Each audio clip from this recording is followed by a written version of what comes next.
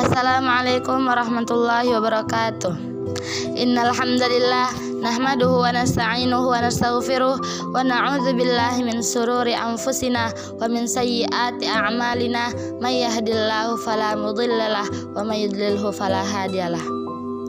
Asyhadu an la ilaha illallah wa asyhadu anna Muhammadar Rasulullah. Amma ba'du. Pertama-tama, mari kita panjatkan puji dan syukur kehadirat Allah Subhanahu wa Ta'ala yang telah memberikan kita kesehatan dan kesempatan sehingga kita bisa berjumpa kembali dengan bulan suci Ramadan yang penuh berkah ini. Amin ya rabbal alamin. Tak lupa pula salawat serta salam kepada junjungan Nabi besar kita Muhammad sallallahu alaihi wasallam yang telah membimbing kita dari zaman jahiliyah menuju zaman yang terang menderang seperti yang kita rasakan hari ini. Di sini saya akan berbagi sedikit ilmu tentang hikmah Ramadan. Perjalanan waktu terus berlangsung, tanpa terasa sekian Ramadan telah dilewati. Ini membuktikan bahwa masa sudah saling berdekatan, sebagaimana yang diberitakan oleh Nabi Shallallahu Alaihi Wasallam. Barangkali sebagian kita telah melewati Ramadan selama 60 tahun, ada pula yang 50 tahun, 40 tahun, 30 tahun, 20 tahun atau lebih maupun kurang. Namun, apa hasil yang sudah kita raih untuk kebaikan agama dan akhirat? Sudahkah tempaan bulan suci Ramadan mampu meningkatkan kualitas ketakwaan kita kepada Allah, atau masihkah tingkah laku kita sama dengan masa sebelumnya? Atau bahkan lebih parah, kita memohon kepada Allah ampunan dan rahmat-Nya. Wahai segenap kaum muslimin, marilah kita merenungi firman Allah Subhanahu wa Ta'ala dalam Quran surah Al-Baqarah ayat 183 yang berbunyi, A'udzu billahi minasyaitonir rajim. Bismillahirrahmanirrahim. Ya ayyuhalladzina amanu kutiba alaikumus shiyamu kama kutiba alal ladzina min qablikum la'allakum tattaqun, yang artinya, wahai orang-orang yang beriman, diwajibkan atas kamu berpuasa sebagaimana diwajibkan atas orang sebelum kamu agar kamu bertakwa. Apabila bertakwa kepada Allah menjadi tujuan yang utama dalam melaksanakan puasa Ramadan, berarti pemenangnya adalah orang yang berhasil meningkatkan mutu ketakwaannya selepas bulan suci ini. Tentu sangat ironis jika seseorang yang berpuasa di bulan Ramadan justru lebih jauh dari Allah pada bulan-bulan berikutnya.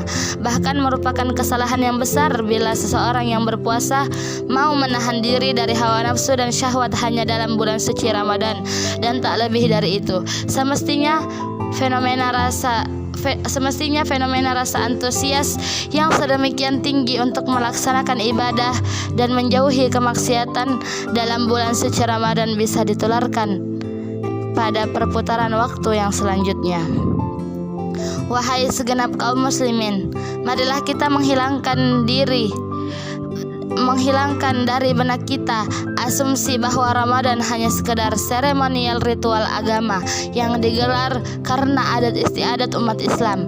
Selepasnya, kita kembali kepada kemerosatan keyakinan dan moral yang sudah berlangsung sebelumnya dengan sangat parah dan rendah. Marilah kita menjadikan Ramadan sebagai pendidikan spiritual yang mampu membentuk kita sebagai manusia-manusia berkualitas di mata Allah Subhanahu wa Ta'ala.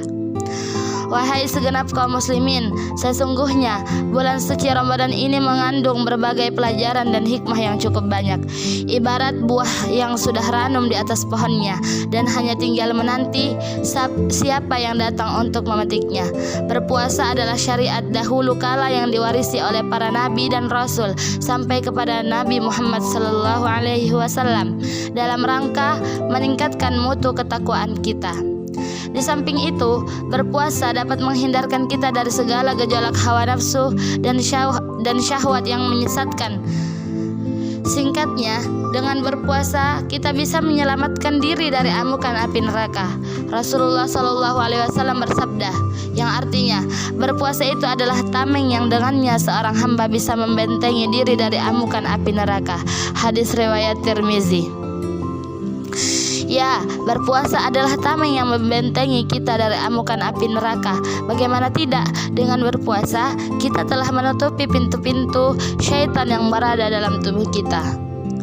Rasulullah Shallallahu Alaihi Wasallam bersabda, sesungguhnya syaitan itu mengalir pada diri seorang anak Adam laksana aliran darah. Hadis riwayat Bukhari dan Muslim dari Safiyah radhiyallahu anha. Maka dengan berpuasa kita telah menutup pintu syaitan untuk menyelusup ke dalam diri kita, sebab kita meninggalkan makan, minum, dan syahwat kita selama berpuasa karena Allah. Dalam sebuah hadis quds, Allah Ta'ala berfirman, setiap amalan anak Adam adalah untuknya kecuali puasa, karena sesungguhnya puasa itu adalah untukku dan aku yang akan membalasnya. Dia meninggalkan makan, minum, dan syahwatnya karena aku. Hadis riwayat Muslim dari Abu Hurairah radhiyallahu anhu. Wahai segenap kaum muslimin, ketahuilah bahwa lambung yang penuh merupakan sarang syaitan yang paling kotor.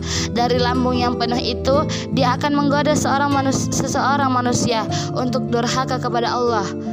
Seorang hamba yang lambungnya penuh memiliki tenaga, kekuatan, daya, dan potensi yang cukup besar untuk berbuat apa saja, maka syaitan menggunakan peluang emas ini untuk menggodanya agar memuaskan segenap hawa nafsu dan syahwat dunia yang diinginkannya tanpa harus mempedulikan syariat Allah. Oleh karena itu, barang siapa yang ingin mampu mengendalikan berbagai dorongan hawa nafsu dan syahwat kesenangan dunia yang sedang bergejolak hebat di dalam dirinya, maka hendaklah ia berpuasa. Maka dengan berpuasa, dia akan terbebas dari segala ajakan hawa nafsu dan syahwat yang bisa menjerongkokkannya ke dalam berbagai lembah hitam lagi nista. Sekian dari saya. Terima kasih atas perhatiannya. Kurang dan lebihnya mohon maaf yang sebesar-besarnya. Wabillahi taufiq wal hidayah. Assalamualaikum warahmatullahi wabarakatuh.